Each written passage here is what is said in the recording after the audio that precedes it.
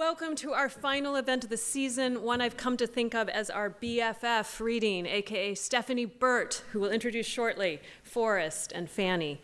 This is a very personal reading for me, and so I'm grateful for Stephanie Burt and the prospect of the body electric of her thought, because it allows me a moment to speak a little more intimately about two humans I care about and admire so deeply.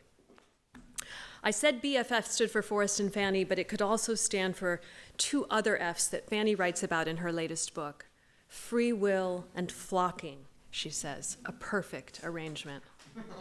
Those are, to my mind, and that's why he's laughing, two chiasmic forces that inform the work and lives of our readers tonight. Their writing lays bare the oscillation and, yes, even the struggle between autonomy and merge, between fleeing and homecoming, between form and formation, between the self as a lone existential being, the sacred individual around which laws and rights are formed, what Fred Moten calls the generative difference of each person, and the self as an amalgam of meetings and marriages, a constantly reconstituting collaboration, a dynamic knot, as Forrest puts it, of I and not I. This past year, Fanny generously donated over 50 years of notebooks to the Poetry Room, and it's in this light of free will and flocking, and not as a passive flock, that I think of a passage in which she asks herself the question, why I became a Catholic, which could, as Chris Kraus writes of her, also be why I became a poet or a mystic. Her top reasons, number one, I am excited all the time. And as any friend of Fanny knows, excited means literally called into action, unsettled and summoned away from her knowns and givens. Number two, I do not like the laws of the state. We're all Catholics in that regard. And finally, I am comfortable with the word beyond.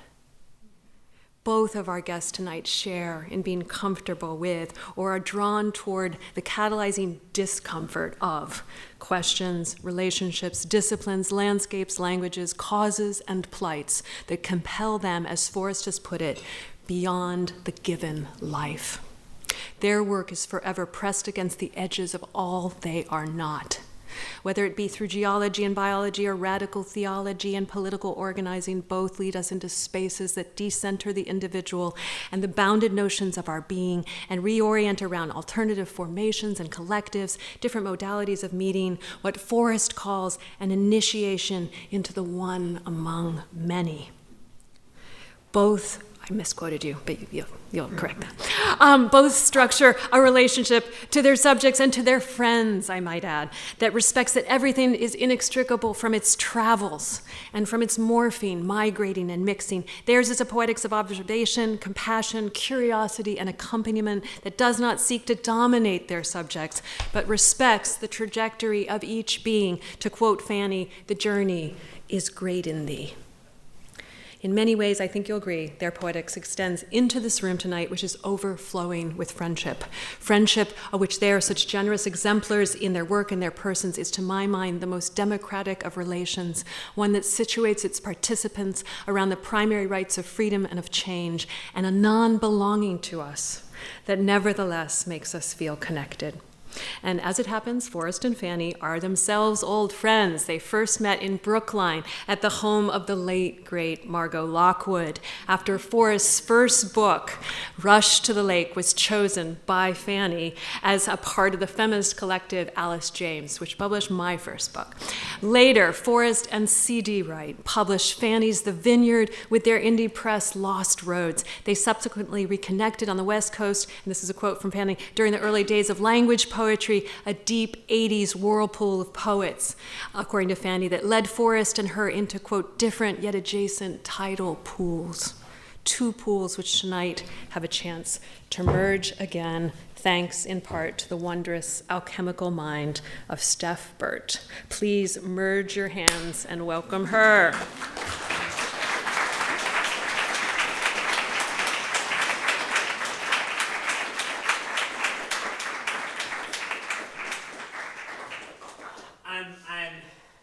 I guess I'm doing the introducing. I feel like that was the introducing. I'm ready to hear our poets, but I I guess we do this first. Is that good?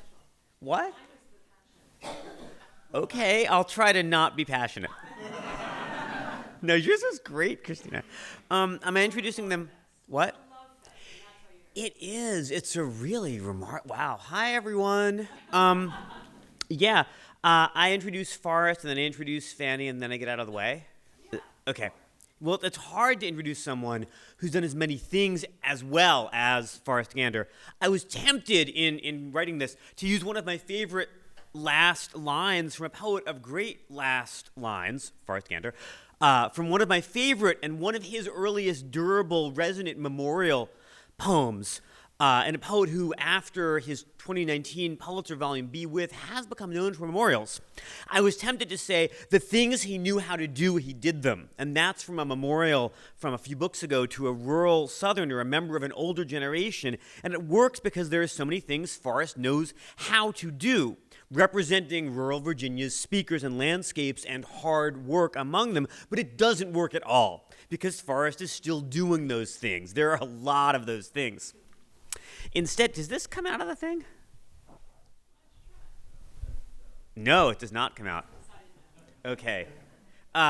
Instead, I'm going to go with Heraclitus. You never step into the same Forrest Gander twice. Am I talking too fast? No? Okay. Yeah, you know when you're reading a Forrest Gander poem, though, from any of his periods, there's a sense of rightness, an irregular and yet totally trustworthy process, thank you, by which the lines and phrases get constructed. It's like what the Scots call dry stain masonry, forgive my Scots. There's no regular application of sticky, ordinary, low-pressure liquid language to hold the speech together. It just stays that way because it belongs that way. Forrest was trained in geology, and some of his works speak literally to the lives of stones, as in core samples from the world, with its wasp on the rock wall, measuring a translucent quartz grain with its mandibles. Animal, vegetable, mineral, amicable, erotic, historical, familial, and spiritual all get put together, compounded, braided, another Gander word, as it is a Hopkinsian word. He's really Hopkinsian if you read them together. They're all braided in so many of his bright, sharp poems. What kinds of poems? So many kinds. I am interested, he writes in a verse essay, one of the kinds, in evolution and the proliferation of poetries. I know that only the collective assemblage of fossils can establish the character of a system. Fossils, of course, are records of the organic as well as stones. But what's the character of Forrest Gander as a poetic system? What's the character of a landscape that includes Woods Creek Grocery, Rockbridge County, where twin boys peer from the front window, cheeks bulging with fireballs, and also a poetics of photography, photographic aesthetics. I think most of his books at this point include photography or photographers. Some of them are landscapes and families in Virginia. Others are naked men holding black sheets. And that is a new book called Knot, K-N-O-T, that is not for everyone, but I really love it. At one point in that book, Forrest looks at a muscular man photographed from the back and turns into Achilles in mourning. I feel like I have to face away from the audience, because I don't think you're going to read that one tonight, are you? Okay. It's Patroclus I want. This morning I kissed the inside of his sandal. I'm switching off the sky. Kiss me goodnight. Then there's another erotic poem in that book that goes, look, I'm still, line break, reaching out my hand. Look at that line break. That's such a good line break. Okay, maybe you don't want erotic abandonment or erotic mourning or just erotic courtship. Maybe you don't want GPS coordinates for Rockbridge County, Virginia. Maybe you don't want the names of so many ground covers and sedimentary formations. Good news, there's also a forest for you. Or there's like 10 of them. I'm not going to list them all, don't worry. You can't step into the same forest twice. However, you can watch him step into a river and practice mimesis, where a snapping turtle, its sawtoothed tail and keeled shell nesting in the river mud, blows water through its nostrils until the surface froths. Thank God somebody took that word froth back from Robert Frost. That guy. Forrest knows a lot more about more weird animals than Frost did, and a lot more about why other people do the things they do, and a lot more about how to model kindness among them. It's a kindness that suffuses his elegies, the shorter ones for family and known elders in the earlier books, the crushingly effective maternal elegy that makes up most of Be With, which also has a wasp, with a blind, gnawing, mandible head that reposes on the silken thread we thought would guide us back to bed. Check out that internal rhyme. I did mention Hopkins, right? That is a book of misery. It's a book that says, I outlived my life. Rocking on my misery like a cypress in the wind, I watch stars emerge from a black egg. That black egg with its night sky inside. An egg that gives black milk. Be With is also a book of marital elegy, a topic where I really will break down if I start to describe it in any detail. But it's one of the powerful rivers in that book, too. The future is going to see the feelings there. The future is going to see poems not just in English, from English, or Englishes, American Englishes, but also so many of Forrest's effort to bring forms and ideas and individual poems from other languages into English, first in Japanese and in recent decades from Spanish. Coral Gracio, Jose Carlos Becerra, Nu Neruda. Did you know there was Nu Neruda? Probably, you're here. Of course it's Forrest who's translating them. When I had the chance to put Forrest in an anthology, I'm almost finished, a while ago, I chose yet another one of the many Forrests that there are, the one who wrote sonnets about his then school-aged kid, who's now grown up. Here's how that kid goes to bed. Peers into, scrupulously, both closets under his bed. Luring the dog with milk bones, he worms into sheets after her, contorted to fit. I sit at the edge in an intimacy without like. I'm not crying. You're crying. I'm crying. He says that in a more recent book, in Twice Alive, his first California book, I think, he says, I need to turn everything into tragedy before I can see it. But I don't think that's true. Not everything in there is tragic. There are too many Forrests for that. I'm tempted to look at them and acknowledge the tragedy and then say with Dryden, here is God's plenty. Or to say, along with another poet of great technique and greater humility, who Forrest's recent work sometimes reminds me of, just sit and eat. Forrest Gander was born in the California desert despite growing up in Virginia. He earned a degree in geology from William & Mary and a graduate degree in writing from San Francisco State University. He has been Harvard's Briggs Copeland Fellow teaching creative writing, as well as a poet and professor at Providence College in Rhode Island before becoming the A.K. Seaver Professor of Literary Arts and Comparative Literature at Brown University, where he taught alongside the great C.D. Wright. The two poets together also ran Lost Roads Press, an institution that I think has published a couple people here, right? Like in this room? Core Samples from the World was a finalist for the Pulitzer Prize and the National Book Critics Circle Award before Be With won the Pulitzer. Forrest is also an emeritus chancellor of the Academy of American Poets. Is that right? You're done with the Academy? You're done? You're done. He's done with the Academy. He's done. He's won a Guggenheim, a Whiting, the Witter Binner Award, an NEA Fellowship, and a Pushcart Prize, among other honors. He now lives in California again with his wife, the visual artist Ashwini Bhatt. And I'm really just kind of melting with the honor of hearing Forrest, and I'm wondering whether we waited long enough. Christina? Where's Christina? Christina? Yeah, to hear Forrest, that we should hear Forrest, and then I'll introduce Fanny after that? Okay, because you've had enough of me. I want to hear Forrest. This is your intro. It's just, read. Get up there. Do you want the move around mic? No, I'll do the one. Okay. Thank you. And that was just the most outrageous introduction I've ever had. And Steph said that it was a really hard day today, too. Hi, Michael. And that's what she can do on a hard day. Well, I was waiting to hear you, Fanny. I'm so glad to be reading with you. I'm so glad to be privileged to a friendship with you. I'm a little befuddled. I think I'm going to start with a little film, a poetry film that I made, and let me tell you a little bit about it. It's a kind of collaboration with a Chinese artist named Chao Fei, who made a film called Whose Utopia. She spent a number of months talking and living with workers in a light bulb factory in China, talking to them about their dreams. And then she made a film from which this section was excerpted for our collaboration.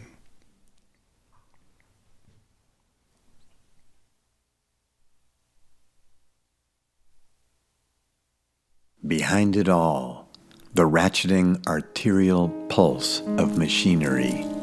My pupils are fixed in place, as though by needles, on the task at hand.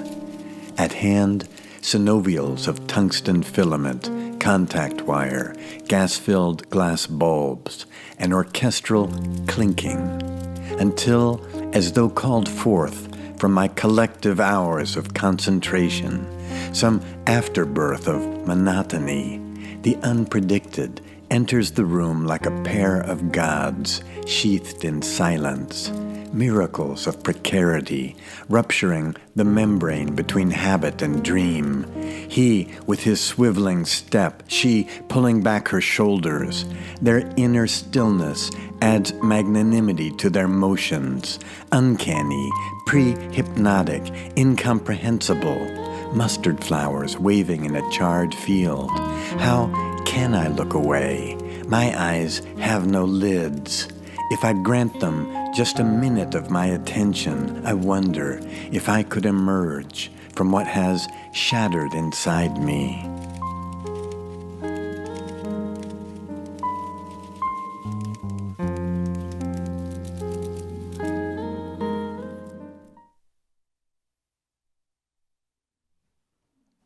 Chao Fei.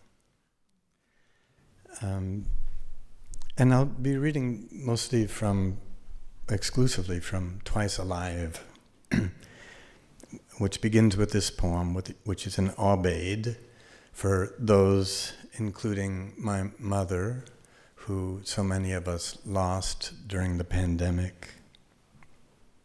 Aubade.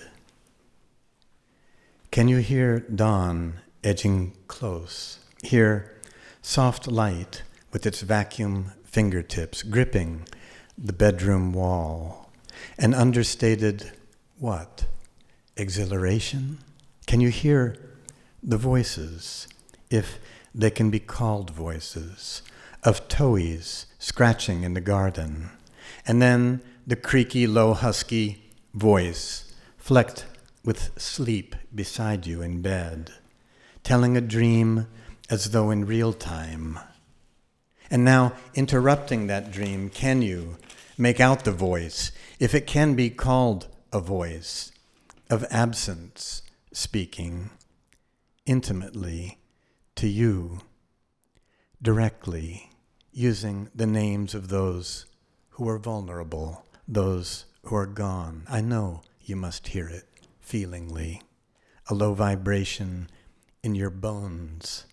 For don't you find yourself absorbed in a next moment beyond your given life?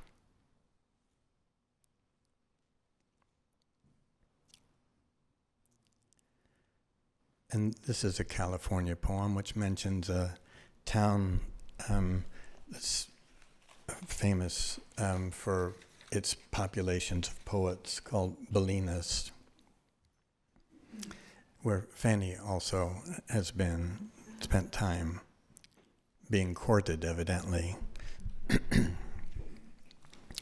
Unto ourselves.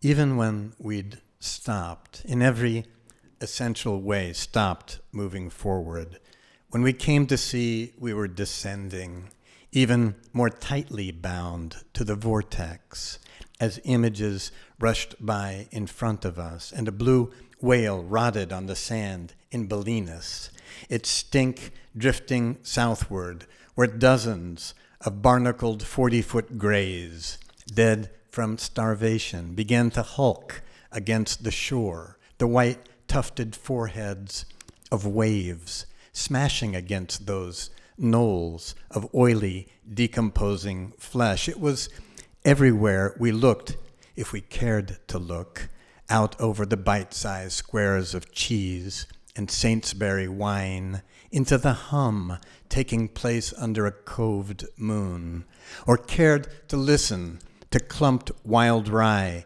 shushing the dunes, while pulverized rock shrieked along fault lines in decibels so muted, only the soles of our feet conducting the ground's sound up into our tali could register what was happening right there where our lives had been, cut off from themselves and become something else, drained of substance, steeped in the privilege against which we protested with those we called our friends, the ones who lately seemed to contract backward from our greetings, giving us to suspect that they, too, sensed something askew, the skip at the center of ourselves, or just an inkling of abyssal unhappiness, was it, concentrated into the early evenings, like one of those spectral white fallow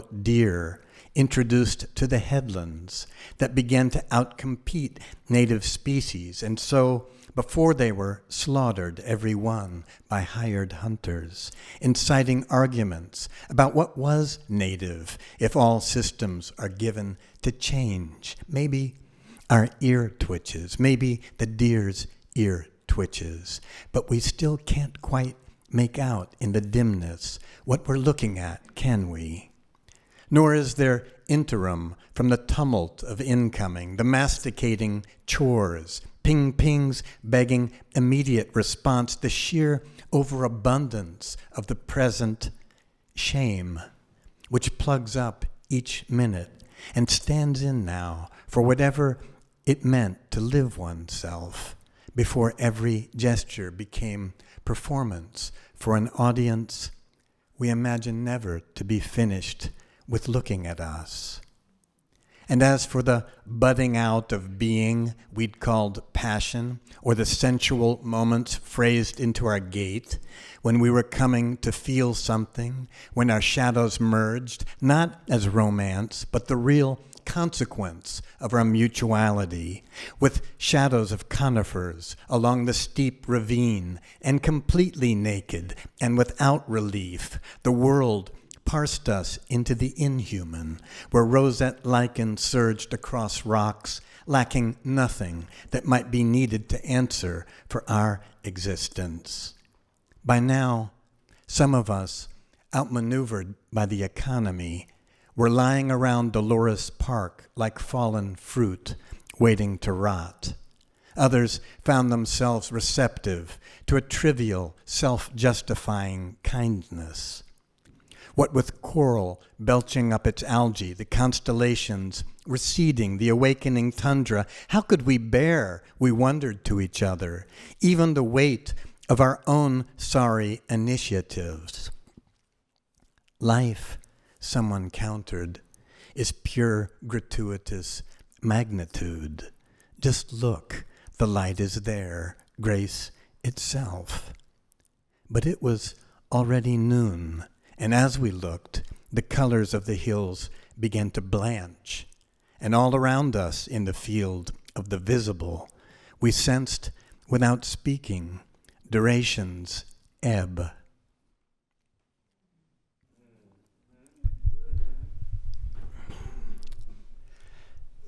So I'm going to interrupt this poetry reading for a little note on Sangam poetics.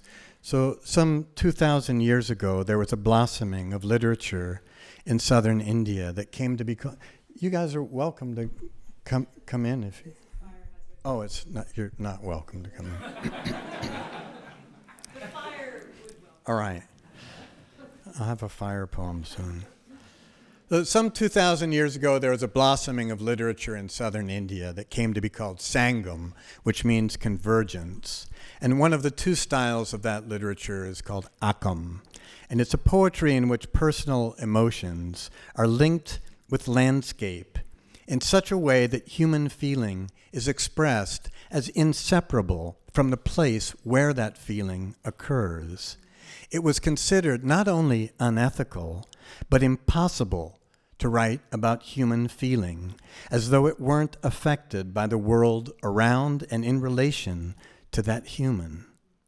Scholars of Sangam argue that the boundaries between inner and outer landscapes were porous, and the ultimate goal of Sangam poetry was the dissolution of any split between self and landscape.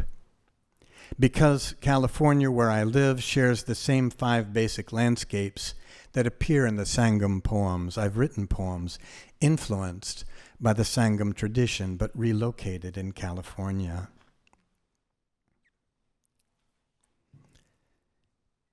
Immigrant C. Aroused by her inaccessibility, he aches for more of her life to live inside him, watching the breakers, standing so close he can feel heat coming off her wet scalp. What is his relation to this person before him, so familiar and foreign? The way he searches out her face, he searches out himself. Gusts thrash crests of swell. Spring grasses twirl circles in the sand, where they stand without speaking. She wants him to know it's all charged, even grass, positive, pollen, negative. So when grass waves, it sweeps the air for pollen. He feels electricity all around, as though the wild drama of the coming storm were already aware of them, foreigners on this shore. Little sapphire blue flowers speckle the dunes. He wonders if he has let himself flatten out into a depthless sheet like escalator stairs, whether in the end he'll disappear underground without the smallest lurch of resistance. But when her lavish face turns toward him, beaming, the corners of her eyes wind wet, he yields to that excess. He reappears to himself.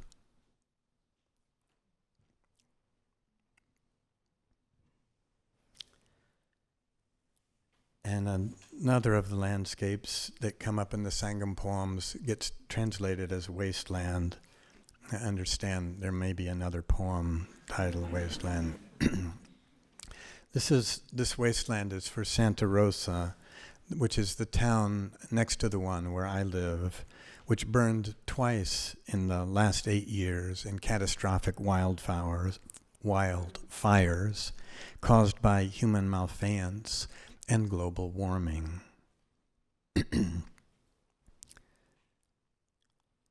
Green spring grass on the hills had cured by June, and by July, gone woolly and brown, it crackled underfoot, desiccated, while within the clamor of live oaks, an infestation of tiny larvae clung to the underleaves, feeding between veins. Their frass, that fine dandruff of excrement and boring dust, tinkled as it dropped onto dead leaves below the limbs. You could hear it 20 feet away, tinkling. Across the valley on Sugarloaf Ridge, the full moon showed up, like a girl doing cartwheels. No one goes on living the life that isn't there. Below a vast column of smoke, heat, flame, and wind, I rose, swaying and tottering on my erratic vortex, extemporizing my own extreme weather, sucking up acres of scorched topsoil and spinning it outward in a burning sleet of filth and embers that catapulted me forward with my mouth open in every direction at once. So I came for you, turning the present into purgatory, because I need to turn everything to tragedy before I can see it, because it must be leavened with remorse for the feeling to rise.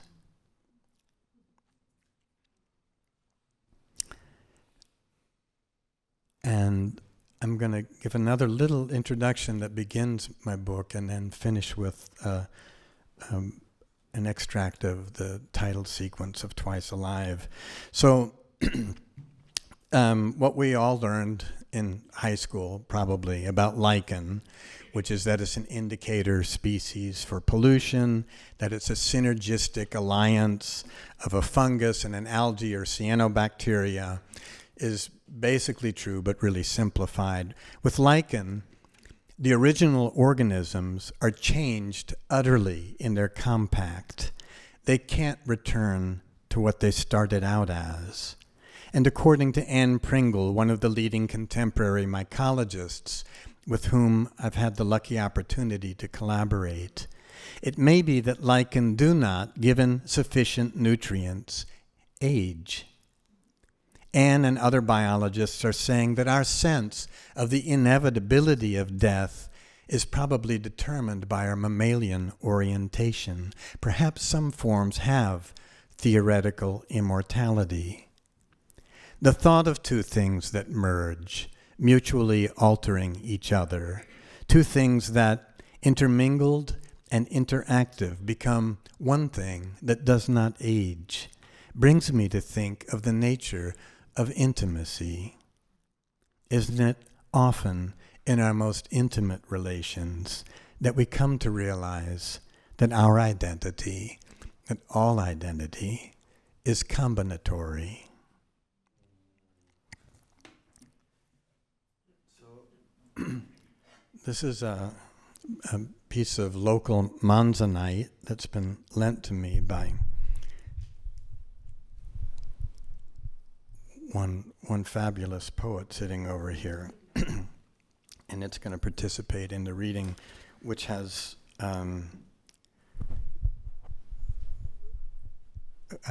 punctuation sequences between the stanzas.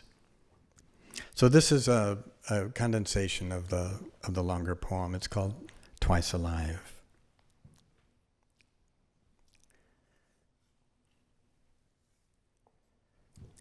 Mycobiont, just beginning to enwrap photobiont, each to become something else, its own life and a contested mutuality, twice alive, algal cells swaddled in clusters. You take a three-lens jeweler's loupe to inspect the holdfast of the umbilicate lichen, then the rock tripe lichen, then the irenic amanita mushroom swarming with a kind of mite that has no anus, then the delicious chanterelles called trumpets of death. Supreme parsimony in drought lets lichen live on sporadic events of dew and fog, a velvety tomentum, and the wet thallus. I crush oak moss between finger and thumb for its sweet perfume persistent on your skin when I touch your throat, so slow to evaporate, the memory of seeing sunburst lichen on the sandstone cliff. Maculas of light fallen weightless from pores in the canopy, our senses part of the wheeling life around us, and through an undergrowth stoked with the unseen go the reverberations of our steps. As we hike upward, mist holds the butterscotch taste of Jeffrey pine to the air until we reach a serpentine barren, redbud lilac and open sky, a crust of frost on low-lying clumps of manzanita. At Redwood Creek, two tandem runners cross a wooden bridge over the stream ahead of us, the raspy check, check, check of a scrub jay. Cardiac hills, granite boulders appear freshly sheared. Look, you say, I can see the Farallon Islands there, to the south, over those long-backed hills, one behind another, a crow honks. The frass of caterpillars tinkles onto beds of dry leaves under the oak, where a hawk alights with its retinue of raging crows. We are prey to the ache of not knowing what will be revealed as the world lunges forward to introduce itself.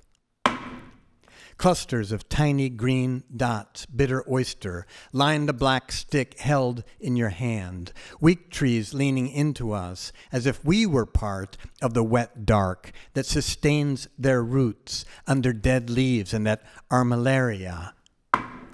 But in the inseparable genetic mosaic of their thin root filaments, the identity of any singular species blurs among interactive populations, twice alive. The hum of some large insect immelmanning around our heads calls to mind, you tell me, the low drone of a Buddhist chant. But now we really hear chanting we can't decode. Don't be so rational. A congregate speech from the red trembling sprigs, a vascular language prior to our breathed language, corporeal, chemical, drawing our sound into its harmonic, tuning us to what we've not yet seen, the surround calling us, theoryless, toward an inference of horizontal connections. There at ground level, an incantation independent of us, but detectable, consummate, always resistant to us, but inciting our recognition of what it might mean to be here, among others, human and not. Here, home, where ours is another of the small voices, taking us over ourselves, over into the nothing between, the out of sight of ourselves. A litany from spore-bearing mouths as hi-fi stretch their long necks and open their throats, opening a link between systems, a super saturation of syntax, an arousal even, as slow rolling walls of high decibel sonar blow out the ears of whales, and fires burn uncontrolled, and slurry pits leak into the creek, etc., femicides, war, righteous insistence, and still the lived sensation fits into the living sensorium. Can't you hear? Don't be so rational. The world inhale. Hear the call from elsewhere, which is just where we are. No, even closer, inside us, inside the blood pulse of our bodies, the bristle of our mosses, the embrace and exhale. Thank you. Christina, thank you for the song.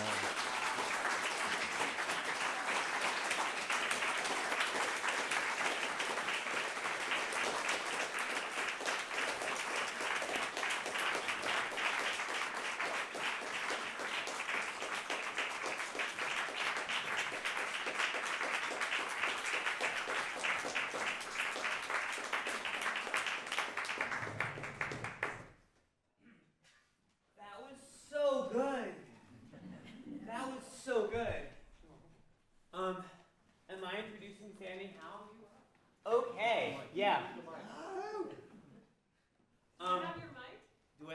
No, I give it back to you. Oh. We just need that also for the people online. Oh yeah, absolutely. Hi. My students are here. Thank you for being here. Yay. Hi. Oh wow, there's people on the corridor. Are you stuck in the corridor for fire hazard reasons? Yeah. You're here though. You count. So it took me a while to understand. Wait, what's going on? There is one seat available over here. Please. And then John, please sit on the floor. Yeah. It's possible that some of the people who are standing or out there are lichen-like organisms who can't be separated. I was figuring there was a kind of a group thing going on. It took me a while to understand the brilliance and the enduring importance of Fanny Howe, just as it takes some people a while to learn how to see the sun in the morning or the ground under our feet. Howe's poems and prose, and there's a lot of it across genres, novels, essays, experiments, journals, lyric work, they stay with you. And they stay with you the way the sun and the ground stay with you. They're real. They're part of the first and last things of the world, the elements in the Greek sense, the objects that make up the world without which there would be nothing to speak about and nothing to know. When Howe is on, and George Oppen can work like this too, although I think less effectively because Howe comes with a theology, which helps. When Howe is on, her language proves itself, it authenticates, it manifests, and makes other poets' words seem like they're written on carbon paper or on slippery oil. Hers stay. So the sticking to things, associations. She wrote paradoxically about 20 years back, no way to free dog or color from surrounding whys. Poor us, here but not why. That is to say, we are ontological rather than ontic creatures, but I'd rather read Fanny Howe than Heidegger, right? Are you hurrying me along? Yeah. Thank you. I want to be a service dog. I aim to please. I do. When Fanny Howe wants to know why, she goes to church. Sometimes my church is a Franciscan chapel near Penn Station. I drop on my knees and fall, she writes, across a chair like a coat in an empty room. That's not a simulation or a symbol of worship. It is worship, and it's not the only appearance in Fanny Howe's oeuvre of St. Francis. He's a key figure in her recent Needle of Youth, which is both poetry and prose and which apprehends on its own pulse the unlikely overlap among St. Francis and his friend Claire, all teenagers everywhere, and the Boston Marathon bombers. And she makes it work. Fanny Howe's Francis, and this is an overlap, I think, between Fanny Howe's version of Francis and Forrest's version of Forrest, quote, continued to have the experience of earth and life on it as a single organism, each part vouchsafed to the other, vouchsafed. We try, this is Needle of Youth again, we try to domesticate our spirits like children. We spend our lives trying to release them again. Not the Wordsworthian spirits of harmless innocence, the phantom of delight, but the spirit of adolescence, asking everything and asking for everything. The spirit that knows it might be nothing, that might save the world or fail into nothingness. And that book returns to what Howe, in a much earlier poem called The Tones of Adolescence, demanding vengeance against my enemies, with words clear and austere. Words like the ones in her poems. When you try describing the forms of those poems, they stare back at you and tell you only that they are beautiful and that they use nothing more than they need and that their lines have to be the lines they are. Seriously, I've tried describing them in formal terms and they just look back at you and they say, no, I'm deeper than that. I think that Howe denies not only the separation between form and content, whatever the heck that is, but the separation many of us were taught among beauty, truth, and justice. The world in Howe's work is not yet beautiful, though it wants to be, because it still, for example, holds prisons. Every act is accounted for, even if it goes unpunished. I don't know why, she writes, or why the sky is the repository vault. I can say of this poet, and I think maybe no other poet, not even one who lived for so long in Providence, that for her there really is special providence in the fall of a sparrow, a vision of how things might be ordered differently, and a way to open up the self to meet that vision. Providence in the fall of a sparrow, not in prisons, which should not be. That is to say, her vision is also a political vision. And that way of seeing it matches the vision that Fanny Howe attributes in another recent book to her late father, Mark de Wolf Howe. That's a book called Manimal Woe. And those of us who remember the television series Manimal, anyone? No one. No one. I looked at that a couple times, and then I realized it was Manimal Woe because it was maximal and it was minimal, among other things. And, of course, about the human animal. People's attachment to the word love is because love, this is how again, because love is the only emotion that eludes slavery. But love is now one of those tainted words. So is liberalism. The coalition liberalism and the legal scholarship of Mark DeWolf Howe, who also traveled to the Deep South to work in the civil rights movement very practically, who lived out the expectations that Fannie Howe's radicalism extends both in its ideals for our sublunary and still pretty horrifyingly racist society, and in the claims it makes for the spirit. What I trusted as a child, she writes, I now believe, and I want to add, Lord, help my unbelief. I also want to add more books like Manimal, more books like On the Ground, her early 2000s collection of poems, more like the sequences of her 1985 book Robeson Street, more like the way that Fannie Howe envisions and holds sacred babies and mothers and motherhood, another strand in this work, and the newness that we can still assist in coming into this old world, more like the baby with, quote, no gold, instead eyes, and a sudden soul, 12 weeks old, which widened its will. It's almost Anglo-Saxon alliteration, that expectation, that homage to the figure who will do who knows what to that newness, to my infant who raises his arms to see what he's made of. Oppen called his best book Of Being Numerous. Fannie Howe might call her next book, if she wants, or her next selected poems, On Being Numinous.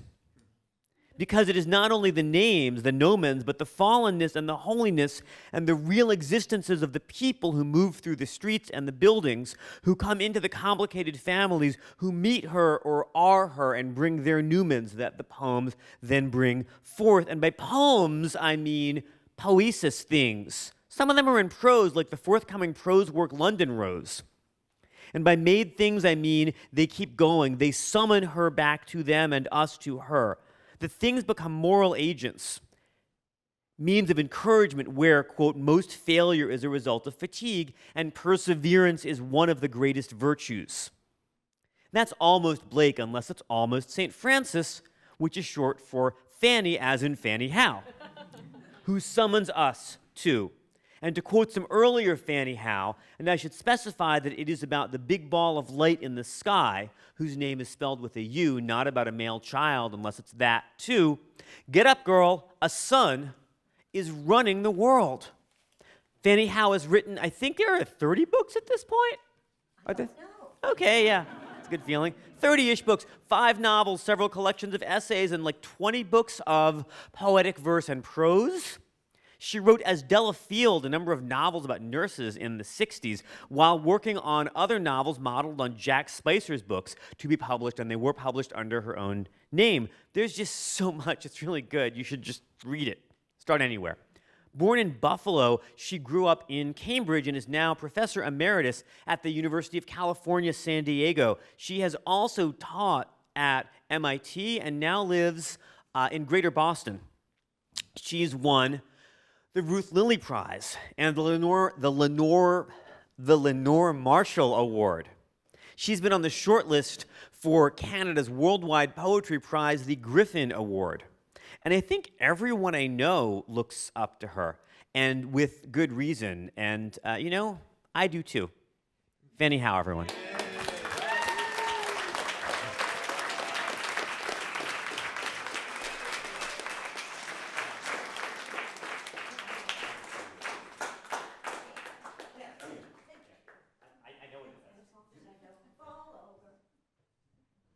This is old age.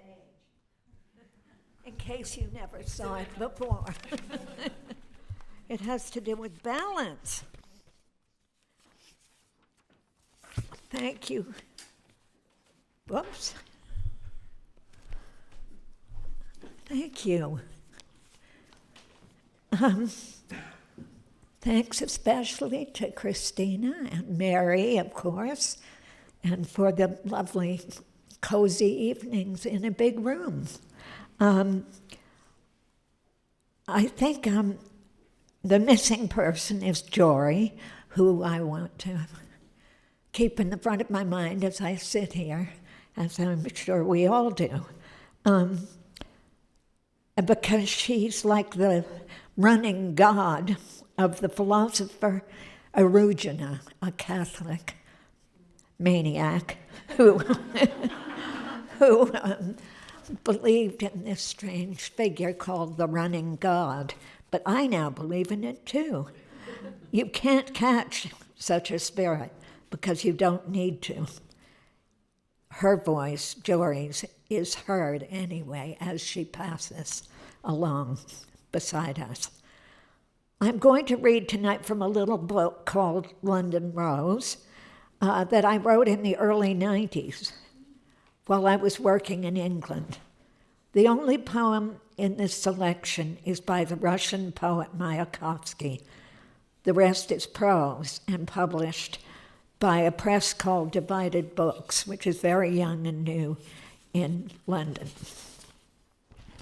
So this is one of the new kinds of books that people are writing called auto something. And it's so it goes along on its own. Is the pursuit of happiness a religious quest? The self is a clay version of the soul. The self was born the day fieldwork ended. Someone has told me that the self is a bourgeois construct, but we live in the era of the self and therefore are stuck with its tribulations and pleasures. What would Simone Weil say if she saw the world now? Factory work is more productive than ever to the people who never see it. Just as unwanted children go into a care system where no one can trace them when they are being hurt. People walk past workers as if they are plastic statues, leaves, ladders. Been on the road for days, Hull, Sheffield, here, visiting liaison people, long drives through mottled Yorkshire snowing. One action follows or leads to another, always ending in the smelly, cold B&Bs, now in Sheffield, caught in traffic for 3 hours at night. Over and over again, the radio reports the massacre of Palestinians praying in their mosque. How does the office worker sustain her pretense of interest in the impersonal agency for which she works? The adventure of coffee, lunch, a bit of gossip, pensions, work all day at a computer and file for a company in which you have no say, just for pay, and see how the bitterness finds a way to be expressed. Every day we stream into the other world and disappear from the day before. In York, the amazing bubbles of color in the minster's windows, chaos of glass balls, and the whole interior so high and strange, like the skeleton of a whale, so much humility lodged in each detail. Unnamed laborers whittled at these stones and glass, not expecting a personal audience. Outside black-boned trees, ganglia, love eludes us, just as they say, like a deer or a bird on the wing. In our Father's house are many mansions. If I just knew what I was born for, I recognize nothing. It's all mystery. I have gotten used to the world as it is in the West, but I still don't recognize it. Wood is softer than stone, and mechanics have taken down the trees and shrubs. What is all this clatter, buzzing, and cutting? If it's all mystery, it means there is something real, authentic, that's hiding or faking. Every statement of fact is an opening for refutation. Idihaya means one who is one. A monk wrote me to say that one of the greatest rewards of growing old is the discovering that there is no duality. This dialectical movement which consciousness exercises on itself and which affects both its knowledge and its object is precisely what is called experience. That was Hegel. Motion is where faith starts. 1 Kings 19:7. An angel places a drink and bread at the feet of Elijah, who is sleeping, and says, "Arise and eat, because the journey is too great for thee." I followed a small line of people into the bus depot. Red buses, destinations named. Wet sweat in London, smells like spaghetti sauce. The buses soak it up and hand it back. I was near the steps inside, hesitated, and felt the happiness open doors in moving vehicles can bring. The professor stood behind me. I felt him before I noticed him. My back was my front. I felt him as if I could see him while I was facing the other way. I didn't dare look while we found our seats, his breath beside me for the long, tedious ride to Stansted Airport. While I twisted off my shoes to kick them under the seat, I stole a glance at him, and soon we were talking, but not face to face. We spoke with our profiles. The bus was warm and comforting. Only small murmurs came from the seats behind. We spoke low in our throats. Who was he? We had made this plan to meet on this day and ride, but he looked different than he did before, all the way back in time. Caricature began in caves.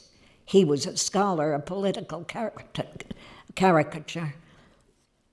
First the bones and bent of animals, then weapons, then humans, profiles. It was as if full faces were off limits, too demanding unless pounded into stone statues. I asked, when a drawing becomes a caricature, when does it? I suppose, he answered, when people become angry at art or look too closely at a real face. Hard edges have made civilization ugly. Blocks, a neurotic architecture, sees riots, protests, madness, bodies falling, and responds with cement ramps, sealed windows, elevators that go sideways. Then we will invent new roses, roses of capitals with petals of squares. That's a line from the poet Mayakovsky. The coziness of the bus, its quiet engine, and outside the gray muffler of a sky, our motion, slow, made me think, please, Hope, don't stop, don't come to an end. I let myself look at him straight. He was one of those pan-national men with lines and shadows on his skin.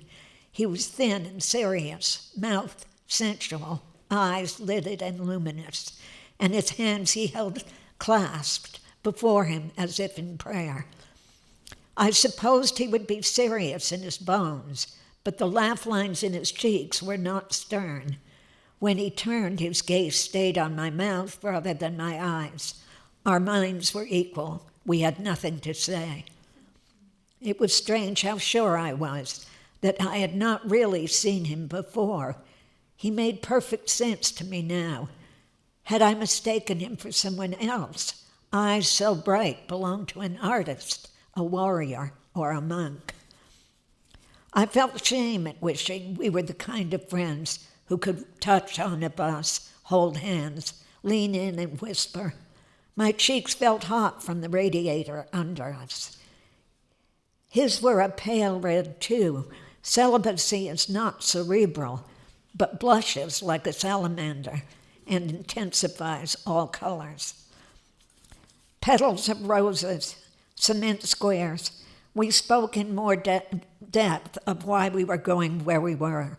Don't worry, he said. We're only going to spend 1 day and 1 night in Weimar, not in the camp. Those horrors belong to others now, somewhere out in the world. He dropped his head and literally shuddered with a sharp laugh. I told him I was flying north to Scotland after this to see more students. This is my job, I explained, my assignment for 2 years. They put me on a plane from Stansted instead of one from Heathrow. Death row, roses, they open to die. The perfumes are released during transition. Outside were rows of attached brick houses, people like thieves walking quickly, not speaking. Buchenwald must be faced, he said. There is a museum of artifacts there, where I hear there are cartoons. Drawn by prisoners is my guess. Otherwise, there are still prison cells and ovens and a room to get washed in. There is a 4-acre field with remains of barracks marked. I could see he was afraid. What's your name? It was a continuation of the dream I had had of the derelict moving into my house. I saw the vapors triumph over flesh, a single gesture passing as an imprint, a Blake. Dreams revealed the insubstantial nature of life itself. If you pulled a dream out of your head, it would be like a veil and tremble before disappearing. Like seeing a child's drawing of a house with a triangular roof, a fruit tree, thin pastel lines, all human artifacts with square lines, familiar. He was called Warburg. He repeated it and didn't tell me why. Warburg reverberated as a little stab in my left temple. What are names telling us? We checked into a cheap tourist hotel. Each of us had a small, tidy beige room and set out for the snow-sheeted camp, a morgue that only music could awaken. There was a light snow crisping leaves of grass. Happiness without shade, love without limits, a maximum of life without slacking, the most powerful action that is at the same time perfect rest and freedom from all tensions. That is eternal bliss. This is what the philosopher Edith Stein wrote. The struggle for words in the midst of suffering. Why do we need a good vocabulary so badly, especially spoken?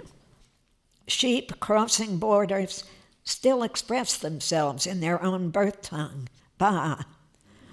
I wonder why people bring their language into a space where they can keep it safe from contamination by other languages.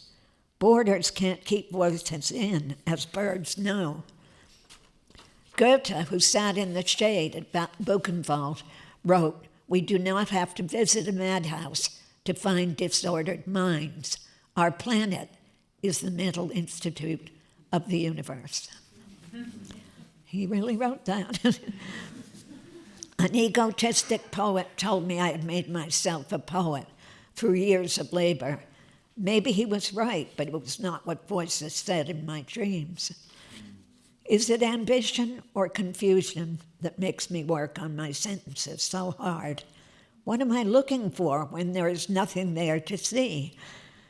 They, icons, are images of holy figures seen in the light of a heaven in which the people believe, so as to make the visible world around them credible. That was John Berger. We took a taxi up the hill to the camp. We each nodded off for 5 minutes, then jumped awake, each at a different time. Time had lost its beat. Empty of tourists, snow was like frost. Weather, a headache on the same side as forgetting. Both sides of my mind work together rarely. Now they do. In Europe and North America's Northeast, there is a series of gray, cold days where the planet seems to have dropped away from the sun towards icy outer space. Night is only a shadow. It's not what it seems to be, a fluid torrent engulfing materials in a suffocating embrace. Night is an immense shadow with an expanding circumference. This shadow opens the lights on the ceiling of our cosmos. They shine and we greet them with our little bulbs. In Russia, in June, sunset and sunrise merge, and for a spell, it's impossible, all of it. Buchenwald, snow light on top of a crust of it, sustained a plated meadow, Trees like poles, leafless branches begin high up, except for some blackthorn. A misty view over a plateau to low mountains, entrance long and gloomy along the road of blood. One enormous beige building that houses a museum of prisoners' artifacts, and upstairs a few rooms where people were washed, is now a gallery of art, done in and after, much of it refined, on yellow parchment with pencil. Some paintings, a sculpture gallery, destroyed stuff, photos of prisoners. Under and in back, a museum of the Russian Soviet occupation of the camp and the SS held there. The barracks have been disappeared. Stones mark where they stood, and the infirmary has been reconstructed. The crematorium with its baths, doctors' instruments, and ovens, all primitive. The hill was high, a brick smokestack sloping down through barbed wire, but nothing but men in this Buchenwald section. The smallness of it, the silence and white erasure, how did they work efficiently? What are you? I forget. Irish, African, East, Jew? Sorry, I can't. Looking longingly at the gate, he told me he could go no further. He wanted to go back to town. He had just realized that cartoons in this place could only have been made by the guards, not the prisoners. Why would a prisoner scrawl a series of exaggerated figures of his friends going to the gallows? Was he insane, he wondered? Any cartoon would have to be drawn by a hater. Here in silence we stopped and turned back and walked down the hill away from the gate. You can only be heroic when you've given up hope. Despair kept him going, Goethe said. I see that one cannot speak of millions, but only of one or two. The feeling at the heart of a nation is this mechanism that is created by the machines. The thinner your blood was, the more it fought for life, for heat. Henya Carmel, who was a prisoner, wrote, "No, having been taught by machine guns to think in categories of thousands and millions, we had reconciled ourselves to the unimportance of the individual. So did we write in order to transmit the information and thereby incite people later to vengeance. No, in those days we understood the complete futility of trying to match any punishment to this crime. We've come too late for the gods to comfort us. They have fled before dying." Now that sounds like Hölderlin to me, but I don't have the exact place. What if the visible world emerges from our minds, through our eyes? It was as if children were made of marzipan and butter and were sold as candy. It would be a mistake. We separated into our rooms at the hotel. I wrote in my pad to never forget this poem by Mayakovsky. When I wrote it out, I realized it was urging humans to fight against technology. And this is the poem now. We will smash the old world wildly. We will thunder a new myth over the world. We will trample the fence of time beneath our feet. We will make a musical scale of the rainbow. Roses and dreams, debased by poets, will unfold in a new light for the delight of our eyes, the eyes of big children. We will invent new roses, roses of capitals with petals of squares. There we are. Okay. There we go. Yeah.